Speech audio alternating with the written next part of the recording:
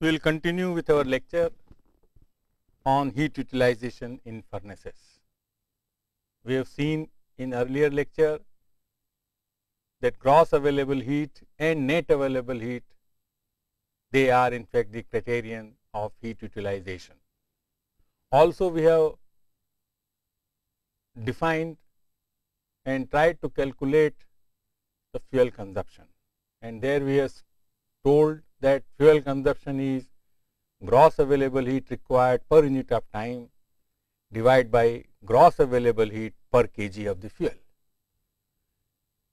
I have also said the various factors that affect heat utilization, the various factors that affect fuel consumption, and in that relation we have seen how the gross available heat is affected by excess air and how the fuel consumption is affected by the excess air. In that connection, the another important variables is oxygen enrichment. Though in the last lecture I have listed several factors which affect gross available heat and fuel consumption, I have explained also those factors. About the oxygen enrichment, I have to say something more. So, the effect of oxygen enrichment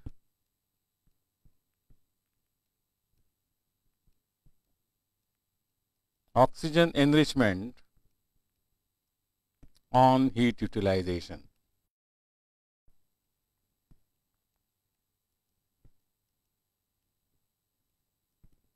Now, as we all know that gross available heat,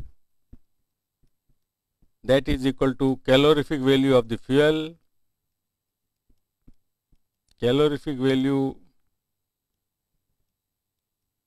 of fuel minus heat to POC when the reactants are not preheated. If the reactants are preheated, then gross available heat, that is equal to calorific value of fuel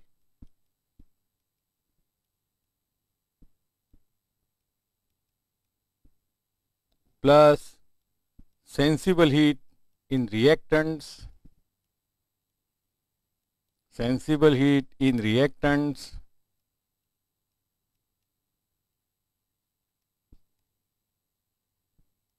minus heat to POC.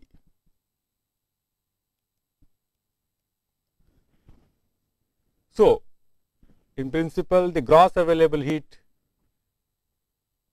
is dependent on how much heat will be carried out by the products of combustion. Now, as we all of know, air is 21% oxygen and 79% nitrogen. So, in normal air, that is 21% oxygen and 79% nitrogen, the nitrogen is inert and the heat which is carried out by the nitrogen is a principal component in heat to POC. Whereas oxygen of air is utilized for combustion, and for a stoichiometric amount of oxygen, no oxygen is available in the heat to POC, but whatever amount of nitrogen is charged with the air, entire amount is available in the heat to POC. Therefore, if we enrich the oxygen, if we enrich the air, how we can enrich the air? In that the nitrogen amount is reduced and proportionately oxygen amount of increase. So, that is called oxygen enrichment of the fuel. So, it is logical when we enrich air by adding more amount of oxygen, then of course, the nitrogen content of the oxygen enriched air will be less, and accordingly less heat will be carried by POC, and as a consequence more gross available heat will be available. So, naturally when large amount of gross available heat is available, naturally fuel consumption will be less. So, this is what I can show you in a diagram. For example, if we plot here, I am showing schematically just to illustrate the variables. On x axis I take pure oxygen supplied, say percentage of theoretical requirement,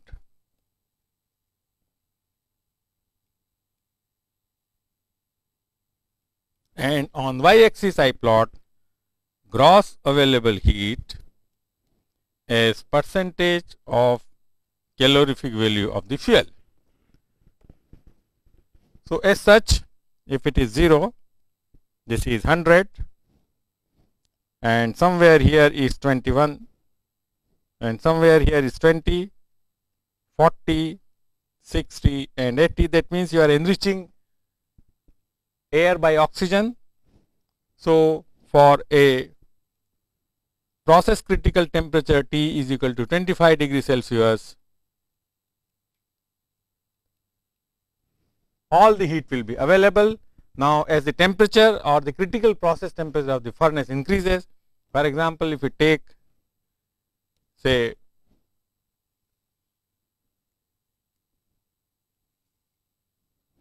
here T critic,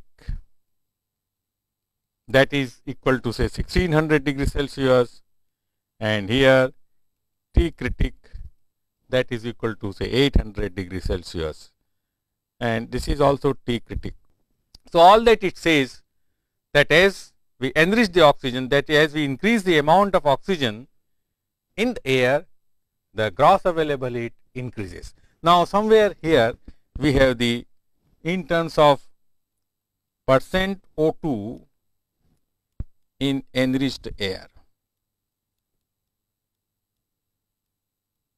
Now, somewhere here we have 21% oxygen, and as we go somewhere here we will get 80% oxygen enrichment. So, that is how now the gross available heat, when it increases with the decrease in the process critical temperature, or we can also say gross available heat increases with the increase in the oxygen enrichment of the air, whichever way you want to understand. Now, let us plot it about the fuel consumption. So, if we plot over here,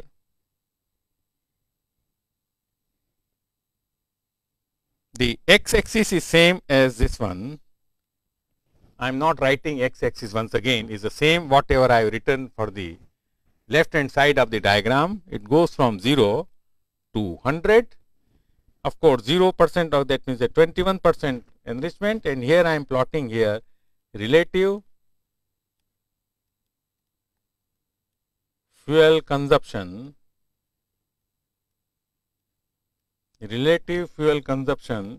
in meter cube. Here gaseous fuel is taken as an example, divide by 1000 kilocalorie available heat, just to make it dimensionless. So, here again for T critical, this is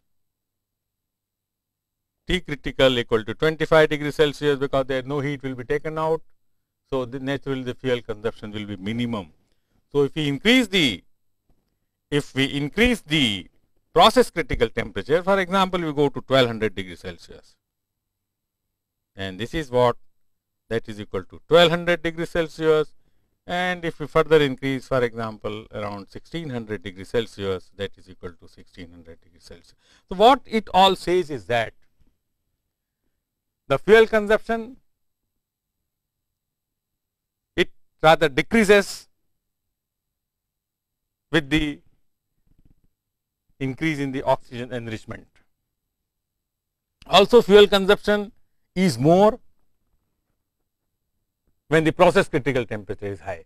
So, what is said over here, that in fact effect of oxygen enrichment, it helps to reduce the fuel consumption. However, variable wise the fuel consumption decreases if the percentage oxygen in theoretical layer increases, but natural, because now the more amount of heat will be available. So, that is all about the so called the fuel heat utilization and fuel consumption. Now, at this point it is important to have a critical note on flue gas temperature. On flue gas temperature, or shortly put FGT. Now, so far in all our discussion, what we have taken is that a flue gas temperature is equal to the critical process temperature. So, that is what we have taken, that a flue gas temperature is equal to process critical temperature. That is what we have taken in our entire discussion. Now, a flue gas temperature equal to process critical temperature, that implies, and now when this is equal, so this implies an ideal furnace design. An ideal furnace design, which means that heat transfer is uniform and the products of combustion are able to deliver its heat to the furnace, on account of which the flue gas temperature has become equal to the process critical temperature. Now, this means also a very efficient furnace design, that is why I have said very efficient furnace design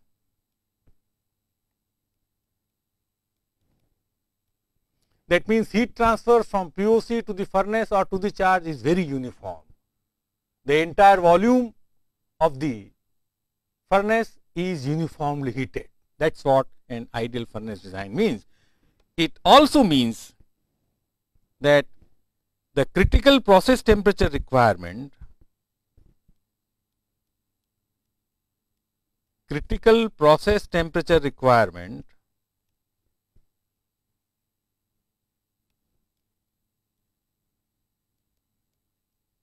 is in fact determined by more or less static requirement of the process. That means, we have made our calculation, we have thought that we have to carry out the process at 1200 degrees Celsius, keeping in view that heat transfer will be very good, furnace design is very efficient, and rate of heat demand through the entire process will be same, because you design a furnace for a particular value of the rate of heat demand. But in actuality,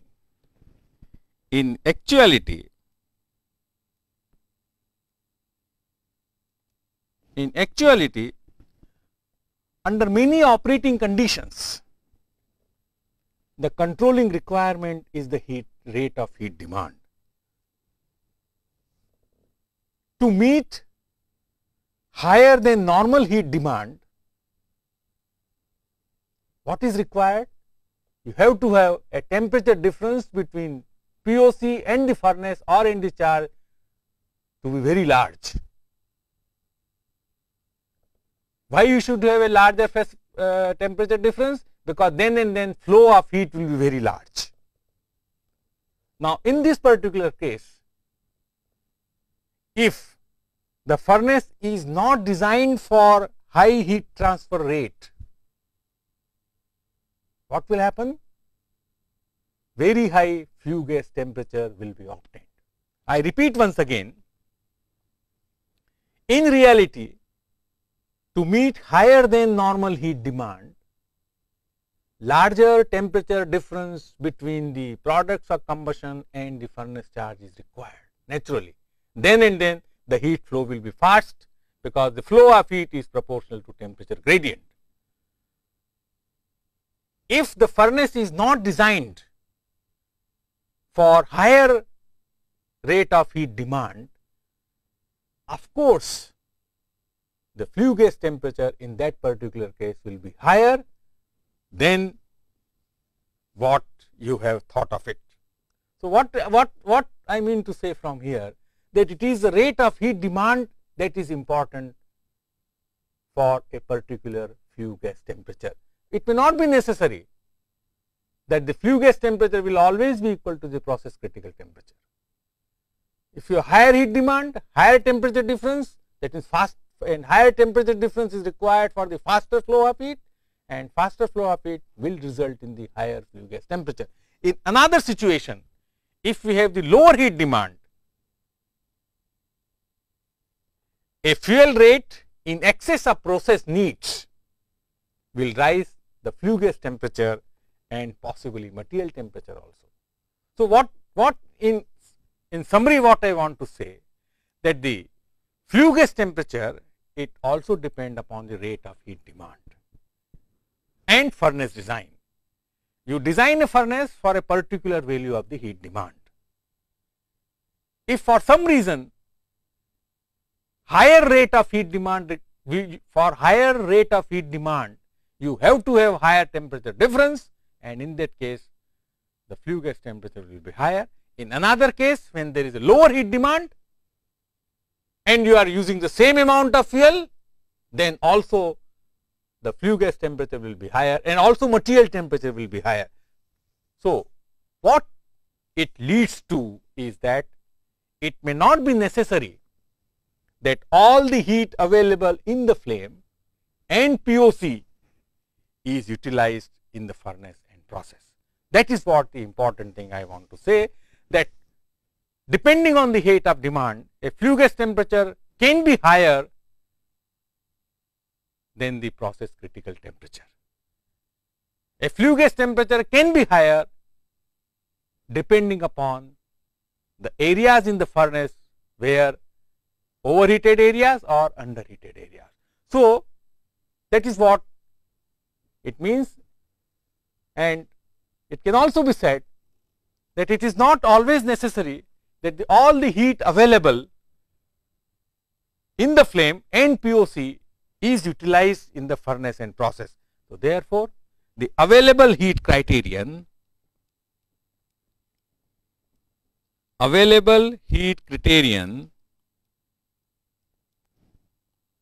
is useful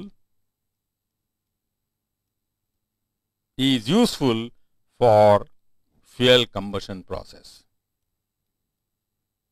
For fuel combustion process, available heat criterion, it does not determine the furnace efficiency, because furnace efficiency we define the ability of the furnace to raise the temperature of the charge to a particular value of the temperature. So, what it amounts to say is that in many furnaces, improvement in furnace design to improve the heat transfer rate and to decrease the fuel consumption or and to decrease the flue gas temperature, it is more important. I will repeat once again, in many furnaces, improvements in furnace design to improve the heat transfer rate and to decrease the flue gas temperature is more important to fuel economy than to change the combustion to yield more amount of heat. That means, by changing the combustion process, it is not necessary that we will be able to increase the furnace efficiency. All that, if we want to decrease the flue gas temperature, of course, not lower than the critical process temperature, then the another parameter that is important is the heat transfer rate in the furnace. So, if you want to improve the heat transfer rate, the equally important is also the furnace design. That is what it says. In this connection, if we take say electric furnace,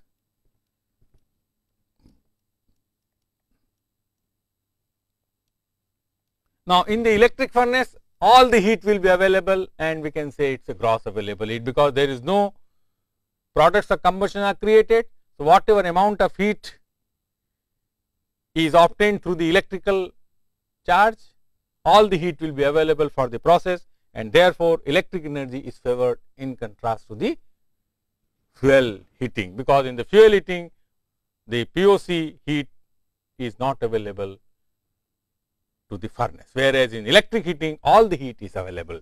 So, that is what little about the electric furnace. Now, as we have seen that the heat taken out by the flue gases is a very important component of the fuel fired furnace. Therefore, it is essential that the heat recovery from the waste gases is also an important part of the fossil fuel combustion, because the heat taken by POC, it will also depend on the temperature. Higher is the critical process temperature, higher will be the amount of heat carried away by the flue gas temperature. Therefore, the heat recovery from flue gases is important.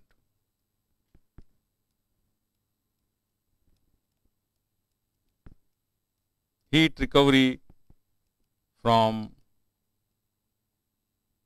flue gases is important. Now, for example, if we consider this system,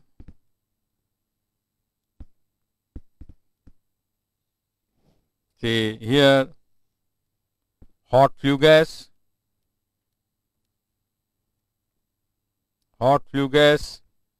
so a transfer heat, and we have here cold flue gas. Cold flue gas, let us say this is at temperature TH, and this is a cold air whose temperature is TC, and here we have hot air. So,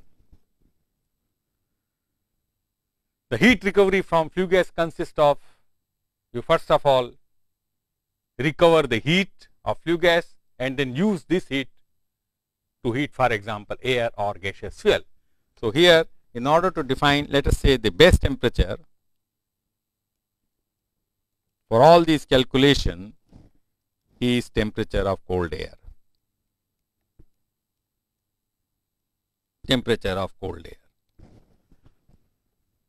Now, in order that this system work efficiently, so we define certain parameter, and one of the parameter is overall thermal efficiency. Overall thermal efficiency. Now, this is defined as sensible heat in heated air, sensible heat in heated air upon sensible heat in hot flue gas multiply by 100. Now, in this overall thermal efficiency, the sensible heat in heated air, we have not defined the temperature. So, it appears as if the air can be preheated to the temperature greater than the flue gas temperature, which is thermodynamically not possible. You cannot heat air to a temperature which is greater than the flue gas temperature when you want to heat the air by the heat of flue gas. Also, the inefficiency,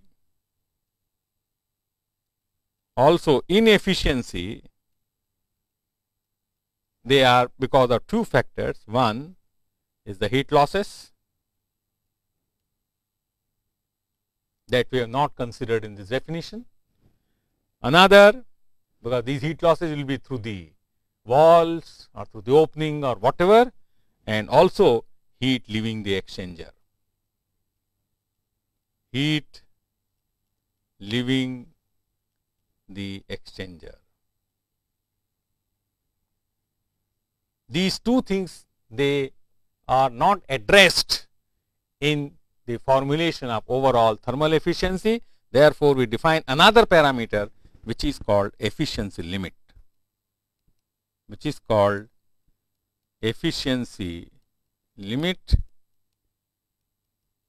of an heat exchanger.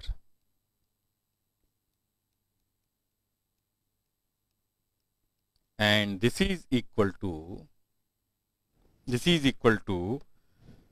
sensible heat in air,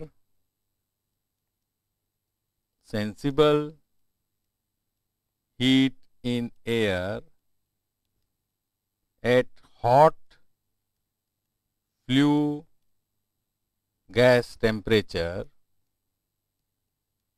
that is TH, divided by sensible heat in hot flue gas from TH to TC into 100. So, now this sets the upper efficiency limit of a heat exchanger, where remember TC and TH, they are lower and upper limits of heat exchanger.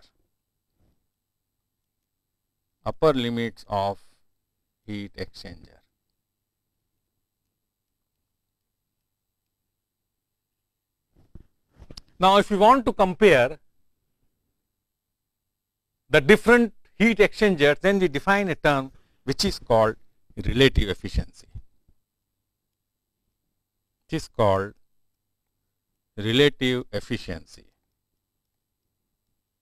Now, relative efficiency is defined as overall thermal efficiency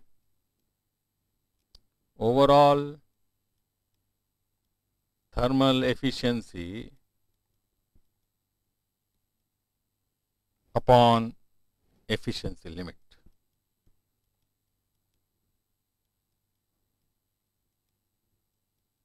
Into 100. If we substitute for overall thermal efficiency and efficiency limit from the above formulation, then we will be getting relative efficiency is sensible heat in air,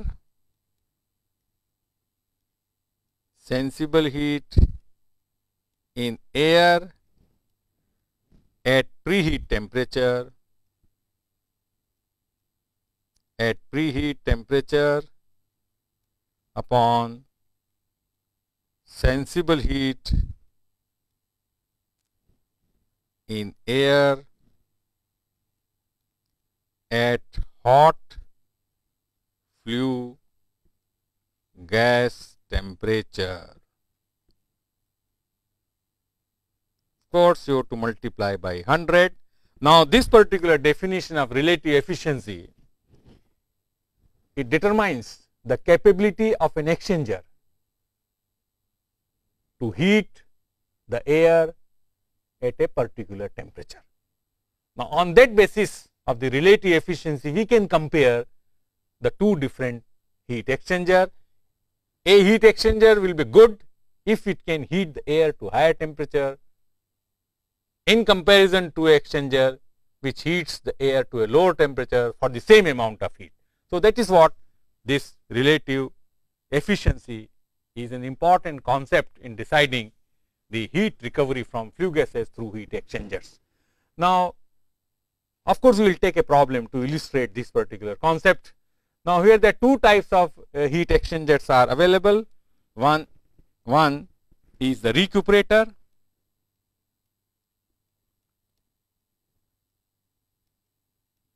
In the recuperator, the flue gas heats the surface of the pipe and the cold air flows. So, from the wall of the pipe, the heat transfer occurs to the air, and that is the way air gets preheated. So, the recuperator is normally suitable for low temperatures. It is not used for very high temperature of the flue gases. That means, in the case of recuperator, the thermal conductivity of the material is very important, because in one pass the hot flue gas heats the wall of the pipe or wall of the tube or whichever has been, whatever material has been used for recuperator design, and then air is passed and then heat transfer occurs. Another heat exchanger is regenerator.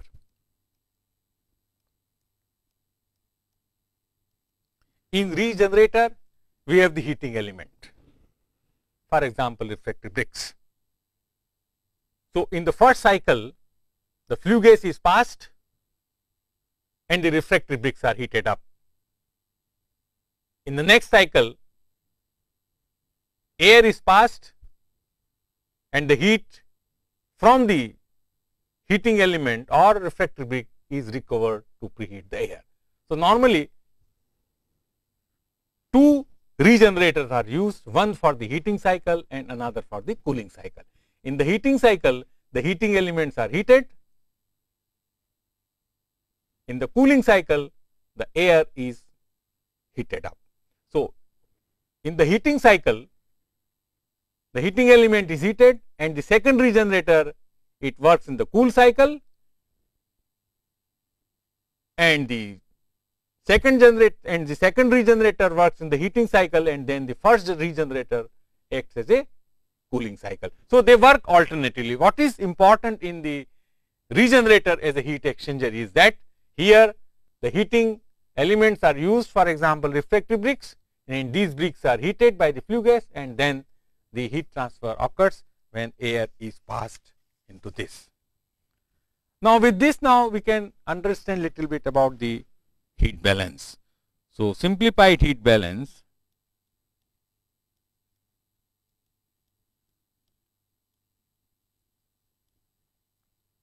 now, in fact, heat balance and its representation on a diagram, it tells us how the heat is flowing in a particular process.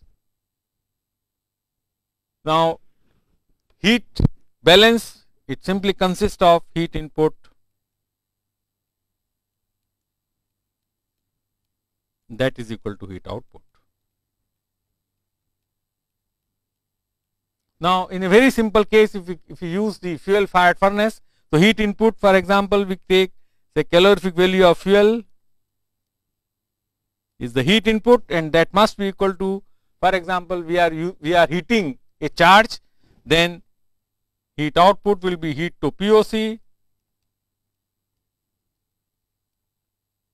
heat to charge, and the balance will be heat losses. So, both should be equal, and this flow of the heat, they are represented in a diagram which is called Sankey diagram.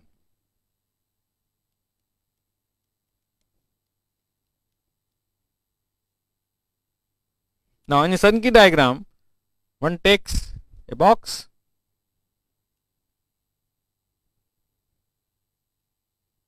and one decides this is the scale. If this entire scale represents the input of the heat, then we calculate the fraction and we represent over here. For example, if this is the heat input,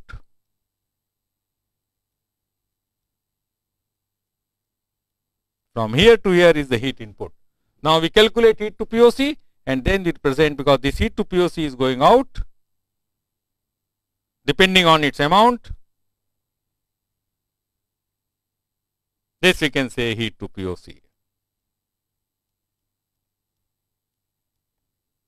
Then amount of heat to charge, this is heat to charge. Now, then this is the heat losses.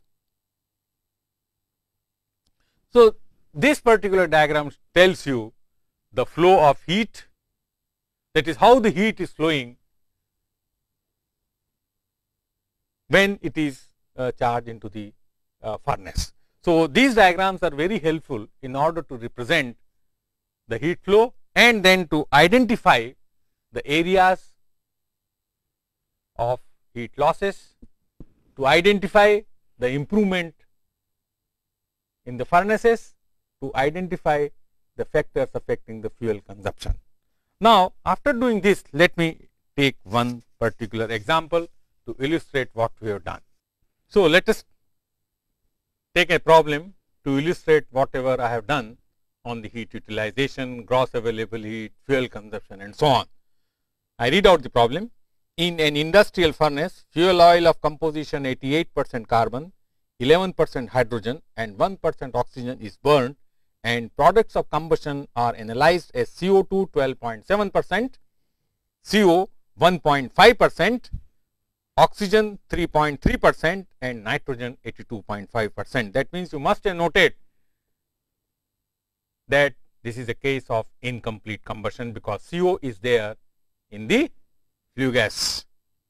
The furnace operates with a flue gas temperature estimated to be 1227 degrees Celsius. Now, calculate gross available heat per kg of the fuel. B, gross available heat which will be available on complete combustion with same air fuel ratio, what was used in problem A, and C, percentage saving in fuel on complete combustion with the same fuel air ratio given heat of formation of CO2 and CO. And for quick illustration of the problem, I have taken the heat content at the respective temperature. After integration of Cp is equal to A plus 2Bt plus C by T square, you can do yourself from 298 to 500, 1500 degrees Celsius because 1227 degrees Celsius or 1500 Kelvin is the flue gas temperature. So, accordingly, the heat content in CO2, CO, O2, N2 and H2O liquid is given to the respective values. Now, let us solve this particular problem. Now, before this, I would like to represent whatever given in the form of a block diagram, so that while solving the problem, we know what is given and what is not given. So, here carbon 88%, hydrogen 11% and oxygen 1% is given. Here temperature is 1227 degrees Celsius. The products of combustion CO2 12.7, CO 1.5, O2 3.3, nitrogen 82.5. That is what is given to us, and first of all we will solve for A, gross available heat per kg of the fuel. Now, as such, the first thing that you have to do is the material balance. Now, as in the lectures 9 to 12, I have illustrated several problems on material balance of combustion. I will not go into the detail. So, I will just say, let us take say Y kg mole of POC, then by doing carbon balance, by performing carbon balance,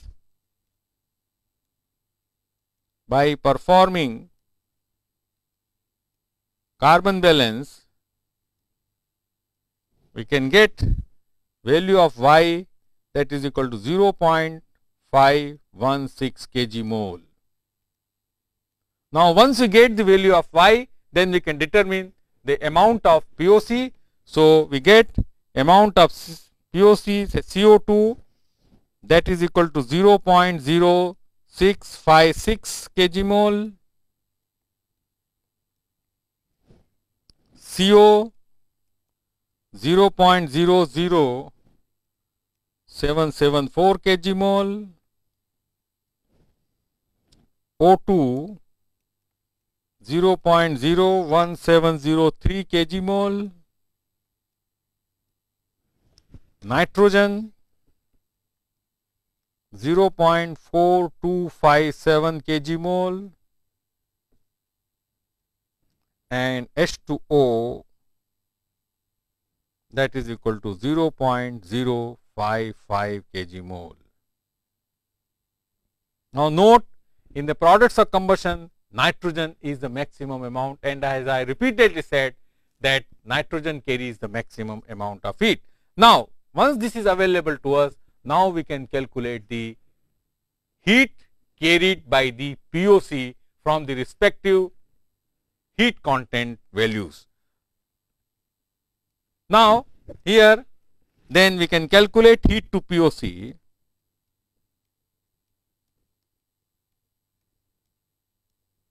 Heat to POC, that will be equal to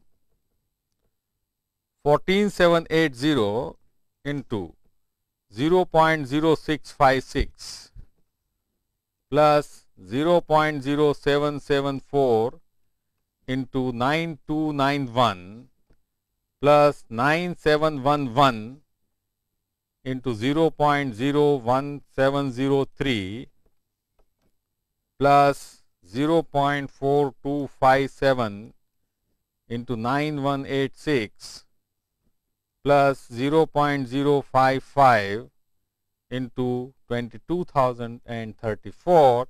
So, if we solve, this will be equal to 63298.8 kilocalorie, or that will be equal to 26496.5 kilojoule.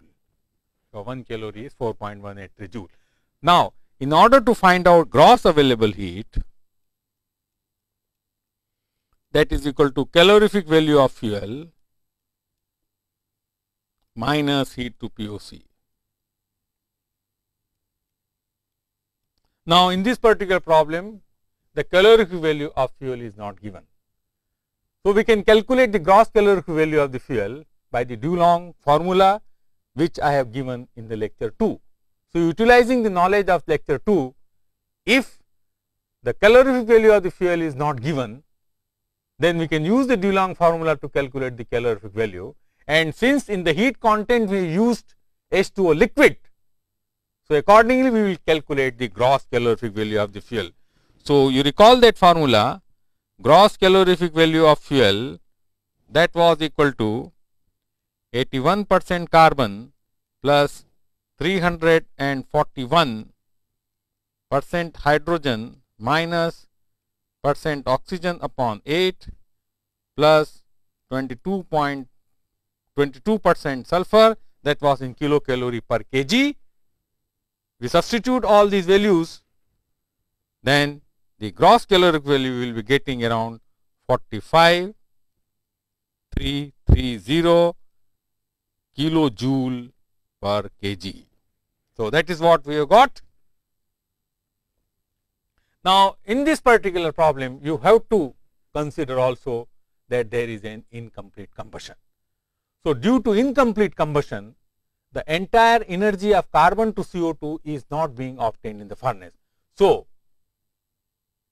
in the calculation of the gross available heat, you have to subtract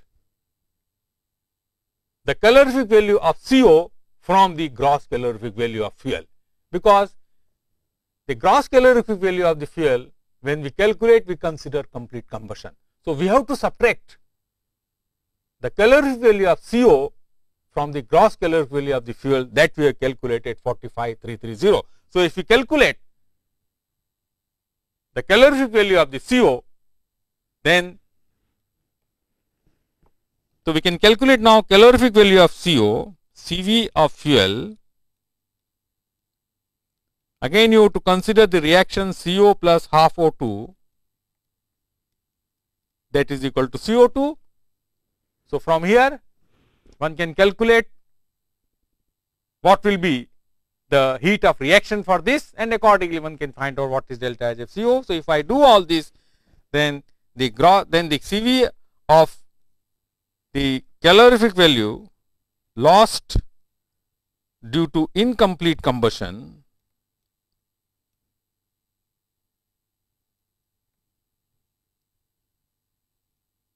that is equal to 2190 kilojoule. So, then the gross available heat, that will be equal to 45,330 minus 2190, that we have not got because of the incomplete combustion, and minus 26496.5. So, gross available heat will be equal to 16643.5 kilojoule per kg of the fuel, and that is the answer for part 1. Now, part B says if there is a complete combustion by utilizing same air fuel ratio. So, the excess oxygen of the flue gas will be used up in order to get CO2, then we have to recalculate the products of combustion. So, for B part we have to recalculate the POC composition, because now here is a complete combustion. So, if you recalculate the amount of CO2, that will be equal to 0.0656 plus 0.0074, that is coming from CO plus half O2 is equal to CO2, that is equal to 0.07334 kg mole. Then O2, that will be reduced, that will be 0.01316. Nitrogen will remain same 4257, and H2O will also remain the same. They are all in kg moles. Now, CO2 and O2 will change, because excess oxygen CO, whatever amount of CO was there, plus half O2 is equal to CO2. So, oxygen of POC will be used up, so it will be less, and the CO2 will be added into the amount of CO2. So, we again calculate the heat to POC. We again calculate heat to POC. Now, there is no CO in the POC, combustion is complete. So, heat to POC, that will be equal to 26,487 kilojoule. You can calculate again by multiplying the values. So, you will be getting now heat to POC will come 26,487 kilojoule. So, gross available heat will now be equal to 45330 minus 26,487, that will be equal to 18843 kilojoule. This is B, this is the answer. Now, you recall what is the effect of incomplete and complete combustion. This particular problem illustrates that if there is an incomplete combustion, then the gross available heat is less, which is 16643.5 kilojoule, but when there is a complete combustion, the gross available heat increases. That is what which I have said in the lecture also. It is obvious when there is an incomplete combustion, then part of the calorific value of the fuel is not available in the furnace, plus CO which is forming, it will also carry the heat to the with the flue gas. When there is a complete combustion, then the entire amount of energy from combustion of carbon to CO2 is available, therefore, gross availability is higher. Conceptually, this is this, and in the calculation we are also getting this. Now, the third part which is there, what will be the fuel saving? Let us calculate C fuel saving. So, we determine now fuel consumption in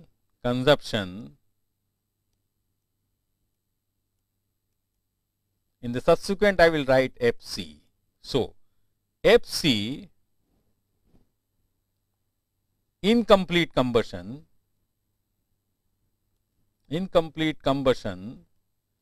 that will be equal to gross available heat required per unit time upon gross available heat per kg of the fuel, and which is here 16643.5.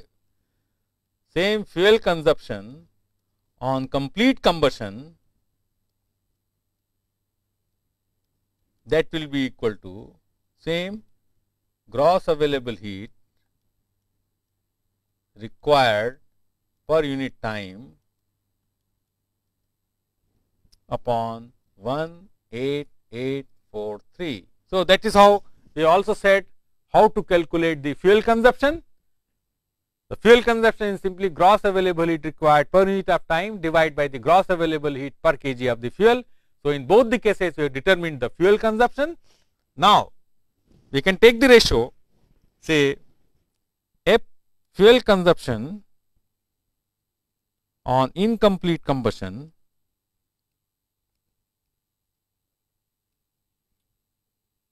divided by fuel consumption on complete combustion.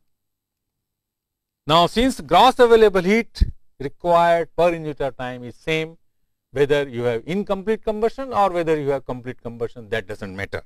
So, in that case, that will be equal to 18843 divided by 16643.5 percent saving in fuel,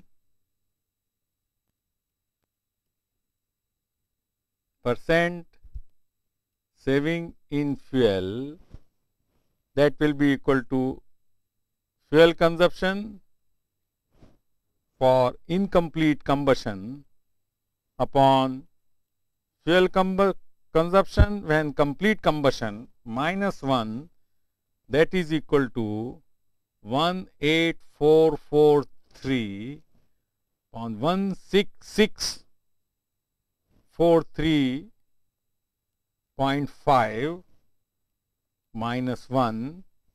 So, fuel consumption, incomplete combustion minus fuel consumption upon complete combustion upon fuel consumption, that is the fuel saving, that will be equal to 0.1321 or that will be equal to 13.21%.